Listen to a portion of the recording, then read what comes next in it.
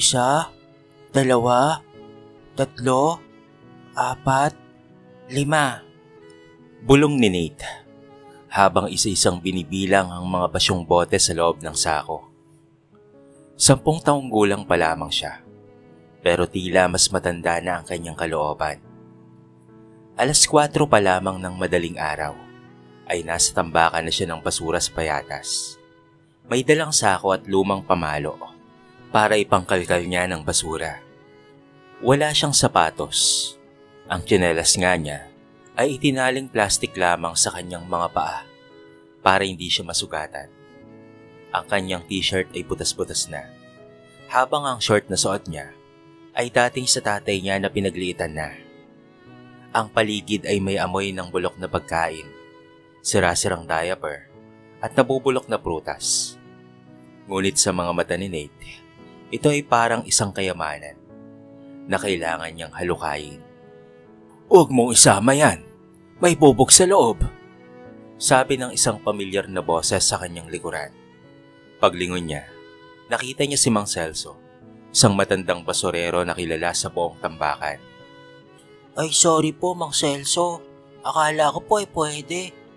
"Halika, tuturuan kita kung alin ang mabenta. Yung mga bote na may takip, mas mahal sa timbang yon." Si Mang Celso ay halos araw-araw niyang nakakasama sa pamamasura. May edad na ito, ngunit masigla pa rin kumilos. Si Mang Celso ang unang taong nagturo kay Nate kung papaano ang basura ay hindi laging dumi, kung hindi isang pagkakataon, kapag marunong ka lang tumingin.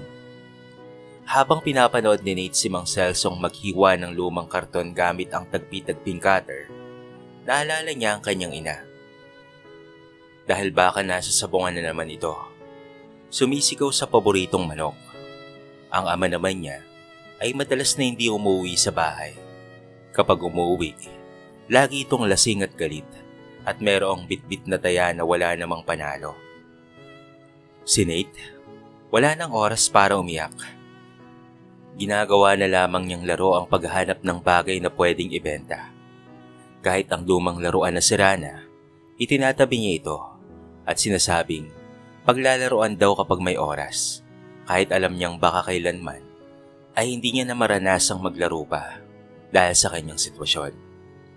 Sa gitna ng paghalukay, may narinig siyang ingay, parang umiiyak na sanggol. Dahan-dahan niyang nilapitan ng isang sako ng basura at laking gulat na lamang niya nang makita ang isang itim na kuting, basang-basa at nanginginig. Kawawa ka naman, mahinang wika ni Nate habang kinakarga ang kuting at inilalagay sa loob ng kanyang sako, katabi ng malilinis na bote. Huwag kang mag-alala kuting, may kasama ka na. Si Mang Celso ay lumapit sa kanya at ngumiti. "Marunong kang mag-alaga, hindi lahat ng bata ay katulad mo.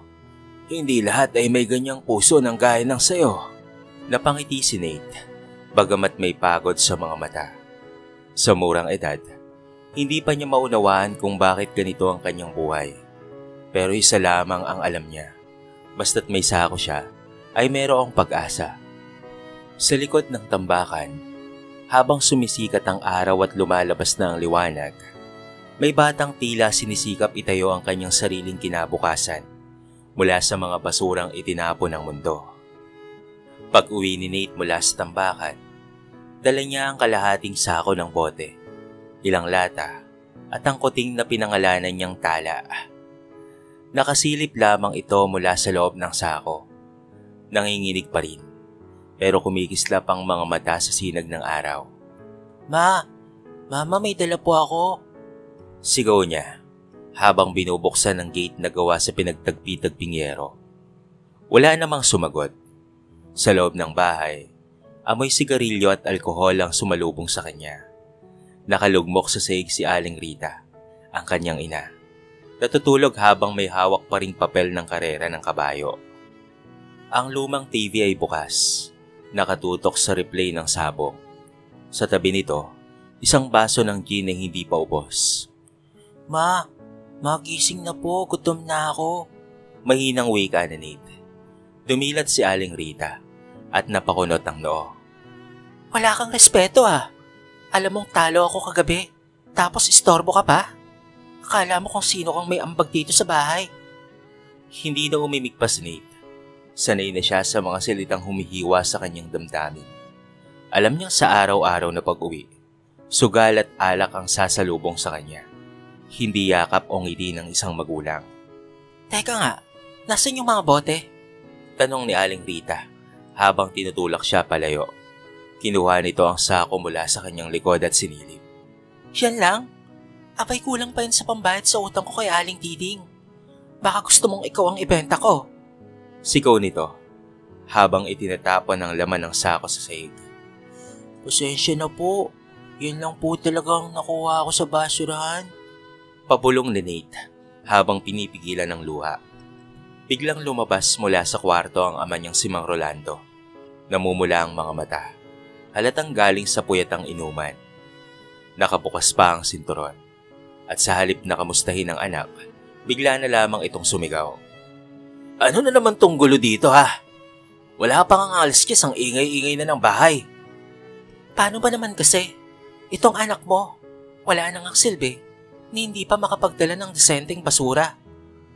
Sumbong ni Aling Rita habang ipinupuslit ang ilang peraso ng bote sa kanyang bag. Lumapit si Mang Rolando kay Nate. Kung hindi mo lang rin kami kayang buhayin, huwag ka nang bumalik dito. Wala kang kwenta. Anak ka lang sa pangalan, pero pabigat ka lang sa leeg namin. Hindi na nakapagsalita pa si Nate. Tinignan niya si Tala. Ang kuting sa kanyang bag na tila naiintindihan ng sakit ng kanyang nararamdaman. Yumuko siya. Marahang niyakap ang sako at dahan-dahang lumabas ng bahay. Sa labas, umupo siya sa gilid ng kalsada. Sa ilalim ng poste, habang pinapanood ang mga batang may baong tinapay at gatas, ay para bang nalungkot siya, sapagkat siya ang baon niya lamang ay pagod at pangotya. Bakit ganito? Ako ba ang may kasalanan? Tanong niya sa sarili, habang pinupunasan ng luhang hindi na niya kayang pigilan. Tahimik ng gabi ang sumunod. Ang mga ilaw sa kalsada ay tila ilaw ng entablado ng kanyang buhay. Madilim, malamig, at walang palakpakan. Ngunit sa ilalim ng dilim, sumisipol ang diwang palaban. Hindi pa alam ni Nate kung kailan o papaano, pero alam niyang may darating na araw, na ang luha niya ngayon ay magiging puhunan ng tagumpay balang araw. Kinabukasan, kahit hindi pa humuhupa ang sugat ng kanyang damdamin, muling pumangon si Nate. Isinabit niya sa balikat ang sako at marahang pinakain si Tala ng kaning lamig na pinaghatian nila kagabi. Ang kuting ay tila nagpapasalamat sa bawat butil ng bigas. Sa daan patungong tambakan, dumaan siya sa tapat ng eskwelahan. Naroon ang mga batang naka-uniforme. May bitbit na baon at mga magulang na naglalakad sa tabi nila. Nakaakbay at merong halakhakan. Pinagmasdan na Nate ang isang batang lalaki na nakataypa habang nakayakap ang kanyang ina. Mama, perfect pa ako sa test. Narinig niyang sigaw nito. Napangiti siya sa tanawin. Hindi dahil naiinggit, kung hindi dahil ipinangako niya sa sarili na balang araw ay magiging ganoon rin siya. Hindi man ngayon, pero balang araw. Halika na Nate, tara na dito, dito na tayo. Sigaw ni Mang Celso na naghihintay sa may tambakan. Kasama nito ang ilang bata ring basurero na mas matanda lang ng kaunti kay Nate. Nalate po ako ng konti. Dumaan po kasi ako sa school. Tugon niya habang inilalapag ang sako. School? Nag-aaral ka ba? Tanong ng isa sa mga batang kasama nila. Si Briggs, kilala sa pagiging matigas ang ulo. Hindi, pero gusto kong mag-aaral. Gusto kong maging negosyante gaya ng mga boss na pinapanood ko sa TV sa karinderya ni Aling Bebang. Seryosong sagot ni Nate. Natawa naman si Briggs. Negosyante? Sa itsura mo pa lang, mukha kang tauhan sa bodega. Ano ka ba naman Briggs? Ikaw talaga. Mapangasar ka talagang bata ka. Hayaan mo na lamang siya Briggs. Sabat ni Mang Celso. Mas maganda yung may pangarap kahit nasa tambakan ka. Kesa puro yabang lang, wala namang direksyon sa buhay. Napahiya si Briggs, kaya tahimik na lamang itong naghalukay. Samantala, si Nate ay sineryoso ang trabaho. Isa-isang inilalagay sa magkakaiwalay na sako ang bote, lata, at pati na rin plastic. Lahat ng pwedeng i-recycle.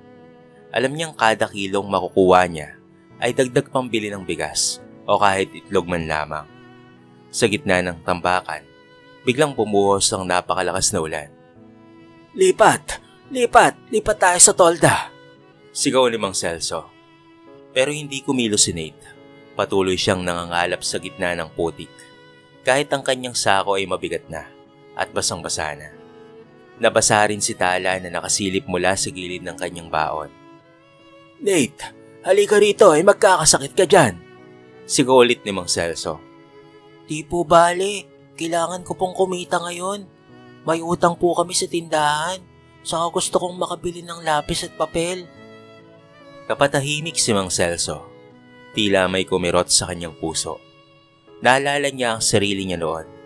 Batang puno rin ng pangarap, pero nadapa sa kalye ng masamang pagkakataon. Sa putikan habang binabalot ng ulan ang paligid, ay naroon si Nate, nakayuko, nanginginig. Pero ang mga mata niya ay may liwanag. Hindi ito liwanag mula sa araw, kung hindi mula sa loob, ang apoy ng determinasyon. Hindi niya pa alam kung paano niyang maabot ang pangarap niyang maging negosyante. Pero malinaw sa kanya na ang unang hakbang ay hindi para sumuko. Kinabukasan, madaling araw pa lamang ay bumangon na si Nate. Nasa isang sulok lang siya ng maliit nilang bahay. Sa tabi ng kalan na wala ng laman ng tangke ng gas. Sa harap niya ay si Tala, nakapalupot sa kanyang lumang sako. Habang ang kanyang nanay at tatay naman ay maimbing pa rin na natutulog dahil sa tama ng alak at pagod sa buong gabing sugal. Tahimik siyang tumayo, dinampot ang sako, isinabit sa balikat, at pinulungan si Tala. Babalik ako mamaya. Baka ba makabili na tayo ng sardinas? Paglabas niya, dinig na dinig pa niya ang mga halakhak ng mga kapitbahay na nagiinuman pa rin. Meron pang nagkomento. "O, nariyan pala si Basurero Boy eh. Baka naman yumaman na yan bukas ha." Nag-init ang tenga ni Nate, pero hindi siya lumingon. Sanay na siya sa mga panlalait, pero hindi pa rin niya maiwasang masaktan. Isinara na lamang niya sa isip ang lahat ng boses, at iniiukit sa isip ang paniniwalang, mas matatag ako kaysa sa iniisip nila. Sa tambakan, sagana ang basura, paskong kay dumi, wika nga ng matatanda. Habang ang iba'y abala sa pamimili ng regalo, siya'y abala sa pamumulot ng sirang kahon, lata ng fruit cocktail, at mga plastik ng regalong inihagis ng mayamang ayaw sa kalat. Uy Nate, jackpot tayo ngayon! Sigaw ni Briggs habang pinapakita ang lumang cellphone na nakuha niya. Pwede mo yung ibenta? Sagot ni Nate habang pilit na iniiwasang mainggit. Benta? Wag na. Lalaruin ko na lang to. Huwag kang pumasok dito, Nate ha. Akin to. Umiling lamang siya. Sa dami ng basurang nakatambak, alam niyang may kanya-kanyang kapalaran ng bawat isa. Hindi niya kailangang makipag-agawan. Sa kanya, sapat na ang mga bote at plastik. Pagbalik sa bahay, abot tenga ang ngiti niya. May dala siyang mahigit 3 kilong bote, 2 kilong plastik at kaunting lata. Sa palengke, katumbas iyon ng halos 20 piso. Ma, Tay, may kita na po ako. Sigaw niya. Ngunit ang tumambad sa kanya ay hindi kasiyahan. Nakita niyang nagwawala si Mang Rolando. Inahambalos ang mesa gamit ang sinturon. Anong problema niyo? Tanong ni Nate habang unti-unting nawawala ang siya sa kanyang mukha. Talo kami, Nate. Talo na naman. Sigaw ng ama niya. Naiiwan ko ang pera sa karera. Pati yung huling pambayad natin sa kuryente na ubos. Ito po ang tita ko. Sabi ni Nate. Hay, wag mo nga ipagyabang yung barya mo. Sigaw ni Aling Rita. Sabay hablot ng supot ng mga bote at lata. Biglang hinampas ng sinturon si Nate sa braso. Wala kang silbi. Pati swerte itinataboy mo. Hindi niya na napigilan ng luha habang hawak ang braso niyang namumula. Lumabas siya ng bahay. Dumiretso sa likod ng bahay kung saan walang tao at doon ay umiyak ng umiyak. Bakit ganito? Hindi naman ako masamang anak. Sa dilim ng gabi, napayakap siya kay Tala. Tila ito na lamang ang nakakaintindi sa kanya. Isang hayop na walang salita, pero merong puso. Sa gabing iyon, nangako siya sa sarili. Kapag lumaki ako, hindi ako magiging tulad nila. At ang pangarap ko, hindi ko to bibitawan. Kinabukasan, pinunasan ni Nate ang mga luha at pilit na inipon ang lakas. Buong gabi siyang hindi nakatulog. Hindi dahil sa bugbog, kung hindi dahil sa gutom at sakit ng loob. Ngunit ang isang bagay lang ang tumakbo sa kanyang isipan habang yakap-yakap si Tala. Kailangan kong makalayo sa ganitong buhay. At ako lang ang makakatulong sa sarili ko. Naglakad siya papuntang palengke. Dala ang kaunting nalinis na mga bote at plastik. Ngunit sa halip na pumunta sa tambakan, may bago siyang balak. Dinala niya ang mga bote sa junk shop. Ngunit hindi niya kaagad ibinenta. Manong, pwede po ba akong humingi ng konting espasyo lang sa tabi niyo? Ibibenta ko po ito diretso sa mga tao. Napakamot sa ulo ang matandang bantay. Bakit hindi mo nalang ibenta sa akin gaya ng dati? Ngumiti si Nate. Gusto ko pong matutong makipag-usap. Saka po, baka mas mataas ang kita. Napangiti ang matanda. Sige na nga. Bata ka pa pero mukhang mas matalino ka pa sa mga lasing na customer ko. Naglatag si Nate ng karton. Isinulat niya gamit ang pentel pen na pinulot sa basura ang salitang, mga boteng malinis, piso bawat isa. May mga tumigil, may mga natawa, at merong mga umiling, pero meron ding bumili. Isang matandang babae ang lumapit. Iho, totoo ba ito? Na binibenta mo lamang to ng piso lang? Opo, malinis po yan. Pwede po sa suka o mantika. Sagot niya habang nakangiti. Ganun ba? Sige, bibilhin ko ang 5. Gagamitin ko sa homemade oil ko. Nang makaalis ang matanda, halos lumuwa si Nate sa tuwa. 5 piso. 5 pisong hindi nang galing sa sugal, hindi sa limos, kung hindi sa sarili niyang sipag. Buong araw siyang nakaupo sa tabi ng junk shop. Hindi siya naglakad. Hindi siya nanguha ng basura. Pero pakiramdam niya ay napagod siya ng higit pa. Ngunit mas masarap ang pagod na yon. Pagod na merong direksyon. Nang gumabi, halos may 25 piso siyang kita. Munti ka na siyang mapatalon sa tuwa. Habang binibilang niya ang mga barya. Para sa bigas at para sa itlog. Para na rin kay Tala. Para sa pangarap. Bulong niya sa sarili. Pagka-uwi, tahimik ang bahay. Wala ang kanyang ama. Si Aling Rita naman ay nakahandusay sa sahig. Lasing na lasing. Nilapag niya ang isang sachet ng kape sa mesa. Niluto niya ang instant noodles gamit ang pinakulaang tubig sa lumang takore. Pagkatapos kumain, pinunasan niya ang isang lumang kwaderno.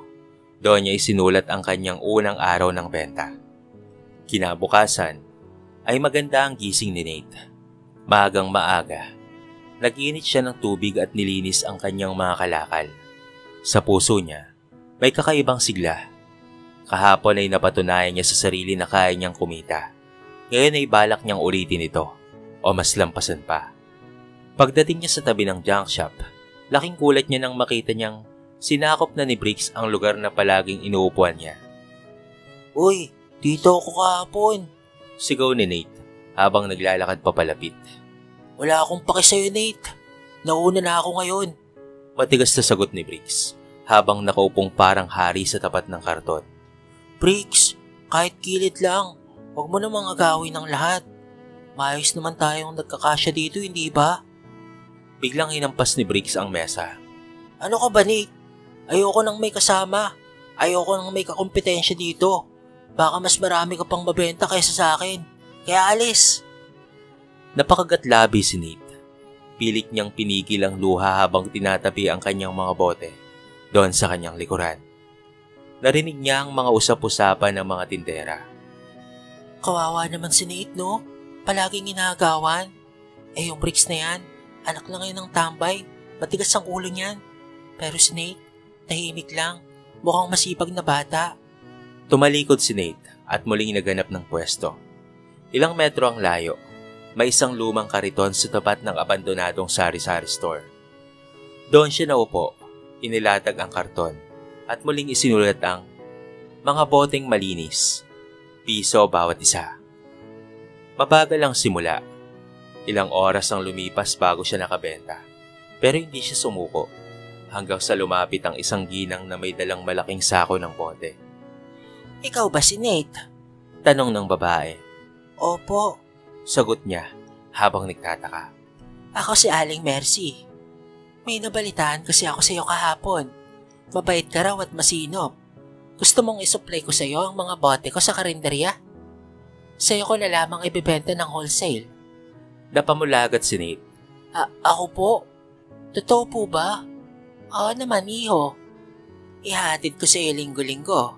Sa iyo ko na lamang ipapapick up. Hindi makapaniwala si Nate.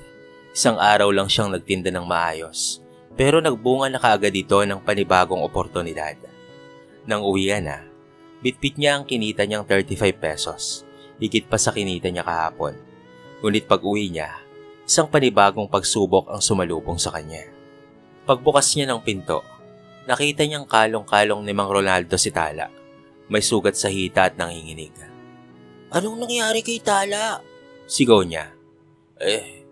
Ayaw tumigil kanina eh. Nilapitan ko pero biglang tumakbo.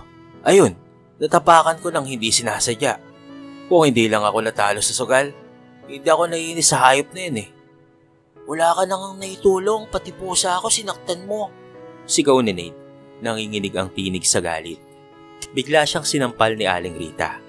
Sumasagot ka na ha? Tumakbo siya papalabas buhat si Tala. Doon sa gilid ng kalsada, sa ilalim ng poste ng ilaw, inupuan niya ang malamig na semento habang umiiyak. Hindi ko alam kung kailan ito matatapos, pero kahit pasaktan ako, hindi ko nabibitawan pa ang mga pangarap ko. Kinabukasan, bitbit pa rin ni Nate ang takot at lungkot sa nangyari kay Tala. Nakabalot ang hita dito sa lumang tela, at mahina pa itong lumalakad. Sa kabila ng nangyari, dilala pa rin ni Nate si Tala sa kanyang bagong pwesto.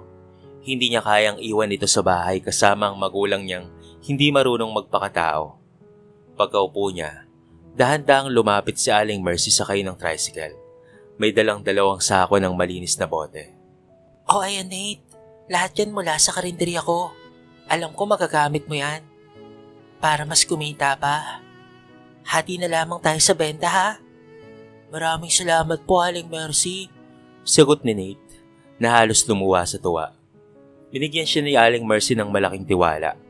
Sa wakas, may taong naniniwala sa kanya. Isang bagay na ni minsan ay hindi niya naramdaman sa sarili niyang magulang. Pinunasan ni Nate ang mga bote at iniayos ito sa harapan ng kanyang kariton. Gumamit siya ng mga lumang kahon bilang estante niya. Sinulatan niya ang isang malinis na kartolina. Nate's Recycle Corner. Malinis na bote para sa mas ligtas na pagkain. Hindi lang basta pangkaraniwang bentahan ang ginagawa niya. Ginawa niya itong parang mini tindahan. Naglatag siya ng listahan ng presyo. Nagalok ng free plastic bag para sa mga bibili ng 5 peraso pataas. Sa murang edad, gumagana na ang isip ng isang negosyante. Lumapit ang isang dalagang may dalang eco bag. Ikaw pala si Nate? Sikat ka na sa mga tendera dito ah. Sabi nila ay maayos kang kausap at marunong ka sa kalinisan. Yung mga bote mo kasi na binibenta, ginagamit namin yan para sa mga suka at iba pang mga produkto. Mas mahal kasi kapag bumili kami ng bago. Ngumiti si Nate. Opo, gusto ko pong maging maayos ang gamit nila. Ligtas din sa pagkain. Sige, pabili nga ako ng 10 bote. Paglalagyan ko lang ng bagoong isda. Bibigyan kita ng dagdag dahil maayos ang ayos mo. Bawat benta, bawat papuri, ay pinapatatag si Nate. Hindi man bumabalik ang pagmamahal mula sa kanyang mga magulang, nakukuha naman niya ang respeto ng mga tao sa kanyang paligid. Sa hapon, muling dumating si Briggs. Pinagmasdan nito ang mini setup ni Nate. Halatang naiinggit sa kanya. Kala mo naman kung sino. Akala mo yayamanin. Bote-bote lang naman din ang binibenta mo. Hindi na siya pinansin ni Nate. Hindi niya na kailangang patulan ng mga taong ang ambisyon ay sarain ng iba, imbes na pagsikapan ng sariling pag-angat. Pagsapit ng gabi, umuwi siya na may kita na halos 280 pesos. Itinabi niya ang 20 pesos para sa pagkain ni Tala at nagtira para sa sarili. Inilagay niya sa isang maliit na alkansya, isang garapon ng mayonnaise na iniipon niya. Sa tabi ni Tala, nagsulat siya sa kwaderno. Sa gitna ng kadiliman sa kanilang bahay, habang ang kanyang ama ay wala na naman at ang kanyang ina ay natutulog sa kalsingan, nakangiti si Nate habang yakap ang lumang kwaderno. Hindi pa siya mayaman, hindi pa siya ligtas, pero may negosyo na siyang pinaghihirapan at wala nang makakakuha nito sa kanya. Tuwang-tuwa siya dahil mas malaki na ang kita niya kaysa sa nakaraang mga barya-barya lang. Kaya naman pakiramdam niya ay unti-unti nang nagsisimula ang kanyang mga pangarap. Lumipas ang mga taon, mula sa munting kariton ni Nate ay naging 2 tricycle ng kalakal. Isinunod niya ito sa pangalan ng kanyang unang partner, Mercy's Recycle Hub. Si Aling Mercy ang naging tulay ng kanyang pag-angat. Tinuruan siya nitong magtala, mag-budget at magtiwala sa sarili. Nang maglalabing-6 na taon na siya, hindi na lamang siya kolektor ng bote. Siya na mismo ang supplier ng mga plastik at bote sa 5 karinderya. May mga batang katulad niya noon ang kumukuha ng kalakal para sa kanya. Binibigyan niya ng kita at pagkain. Hindi siya nakalimot. Kada Biyernes, binibisita pa rin niya ang eskinita kung saan siya nagsimulang maglatag ng bote. At tuwing nakikita niya ang sarili niyang logo sa kanyang mga unit ng motorsiklo, isang simpleng bote na may corona, naalala niya ang araw na halos walang-wala siyang makain. Pagkaraan ng 10 taon, binuksan ni Nate ang kauna-unahang materials recovery facility doon sa kanilang lungsod.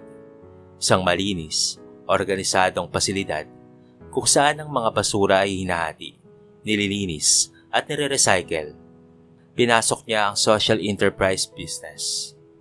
At isang araw, habang inaasikaso ang accounting sa kanyang opisina, kumatok ang sekretarya. Sir, may naghahanap po sa inyo. Mag-asawa raw po, sabi nila. Magulang niyo raw po sila. Napatigil si Nate. Ang kanyang kamay ay biglang nanlamig. Ilang taon na rin niyang hindi nakikita si Mang Rolando at Aling Rita. Ang huling balita niya ay umalis sa probinsya ang mga ito, matapos mapasama sa ilegal na sugal. Pumasok ang dalawa. Payat, may edad na, at nakatungo. Anak, may inang sabi ng kanyang ina.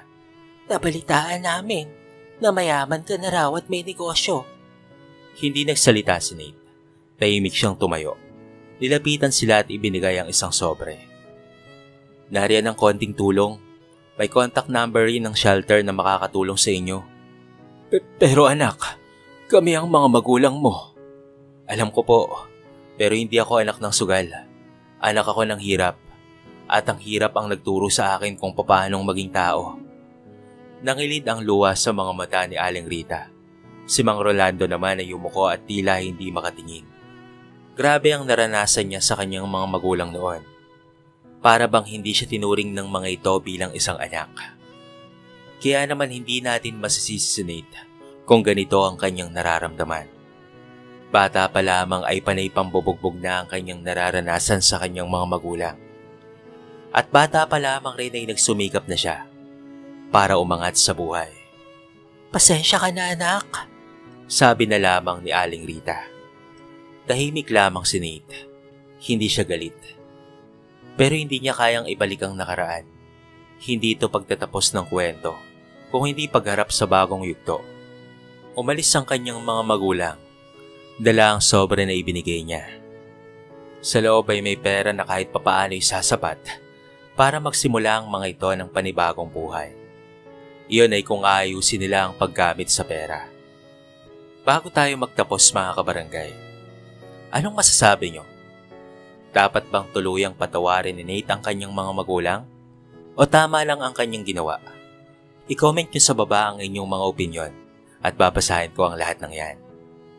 Sa pagpapatuloy ng kwento, pagsapit nga ng gabi, ay nasa rooftop siya ng kanyang pasilidad kasama si Tala na kahit matanda na ay buhay pa rin at masigla. Umupo siya sa bangko, pinagmasdan ng mga ilaw sa ibaba. Wala siyang diploma, wala siyang titulo, pero may negosyo siya. May prinsipyo at higit sa lahat, may kwento siyang hindi ikakahiya. Isang batang basurero noon, isa ng haligi ng kalinisan at negosyo ngayon. Isa na ring inspirasyon ng mga kabataan na dumaraan sa dating pinagdaanan niya noon. Makalipas ang 20 taon mula noong unang itulak ni Nate ang lumang kariton sa eskinita. Isang malinis at modernong gusali na ang nakatayo roon. Nate Corporation, Recycle and Redemption Center. Isa sa pinakamalaking eco-enterprise sa buong rehiyon. Sa bawat pader ng gusali, makikita ang moral ng isang batang lalaking may hawak na bote, may kasamang aso, may kasamang pusa, at may simpleng ngiti sa labi. Sa ilalim nito ay nakasulat ang mga salitang, "Walang basurang itatapon kung marunong tayong magpahalaga. Walang batang wala ng pag-asa kung may nagtitiwala sa kanya." Itinayo ni Nate hindi lamang ang negosyo, kung hindi pati isang scholarship foundation para sa mga batang katulad niya noon. Mga batang pinilit ng kahirapan, tinulak ng kapabayaan, at kinalimutan ng lipunan. Mula sa kita ng kanyang kumpanya, ginagastusan niya ang edukasyon ng mahigit 100 kabataan taon-taon. Karamihan sa kanila mga anak ng kolektor ng basura, batang palaboy, at kabataan mula sa urban poor communities. Si Tala, ang pusang minsang pinagtangkaang patayin, ay may life-size bronze statue sa harap ng gusali. Nakaukit sa paanan nito ang katagang, "Ang tunay na tapat, hindi nang iiwan sa hirap." Ang dating basurerong si Nate, ngayon hinahanga ang speaker sa mga environmental summit. Ngunit sa kabila ng paanyaya sa entablado at parangal, bihira siyang magsalita, hindi dahil sa hiya, kung hindi dahil para kay Nate, ang kanyang negosyo, ang kanyang mga gawa, yun ang kanyang pinakamabisang talumpati. Hindi niya na muling nakita pa ang kanyang mga magulang. Ayon sa huling balita, sila'y naninirahan sa isang shelter at paminsan-minsan ay tumutulong sa kusina roon. Tahimik ang kanilang pagtanda. At si Nate, may sarili na siyang pamilya. May mga anak siyang tinuturuan hindi ng marangyang pamumuhay, kung hindi ng halaga ng bawat sentimong pinaghirapan, ng bawat bagay na inakalang walang silbi, at ng bawat taong kailangang bigyan ng pangalawang pagkakataon. Ang kanyang buhay ay paalala sa lahat na ang batang pinipilit mamasura kayang maging simbolo ng kalinisan, na ang taong walang pinag-aralan kayang magturo ng pinakadakilang leksyon, na ang basurang nilalapastangan noon ay pwedeng maging pundasyon ng pangarap sa ngayon. Dito na po nagtatapos ang ating maiksing kwento sa araw na ito. Sana po ay nagustuhan nyo. Kayo mga kabarangay, anong masasabi nyo sa ating kwento? I-comment nyo naman sa baba ang inyong mga reaksyon at babasahin natin ang lahat ng yan. I-comment nyo na rin kung taga saan kayo para naman malaman ko kung hanggang saan nakaabot ang video na ito. Kung bago ka pa lamang sa ating channel mga kabarangay, baka naman pwedeng pakihit ang subscribe button at bell notification button para naman palagi kang updated sa mga bago nating upload na katulad nito. So paano mga kabarangay? Hanggang sa muli, thank you so much and peace out.